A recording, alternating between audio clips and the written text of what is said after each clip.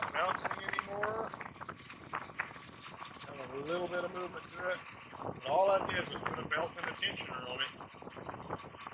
And the reason that this happened is because the little damper that's inside the tensioner tends to fail. That took care of the whole problem there. I've got to make sure that belt's lined up good.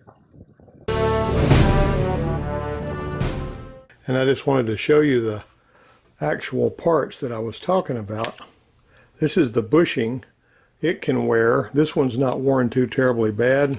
I took this tensioner apart. This was the one that was bouncing on the Explorer yesterday. But if you look and see how this is put together, I took this off to get in there to it.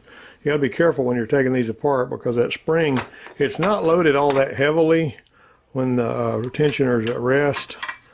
But that's the little part that rubs against here. And this one here, whenever it starts to wear just a little bit, you can see there's some wear on there.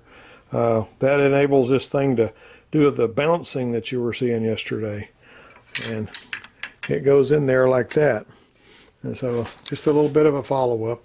I wasn't going to spend a whole lot of time on this, but so the two key parts that wear out are the bushing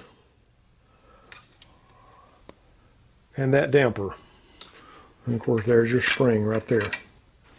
Okay, so this is not going to spend a whole lot of time.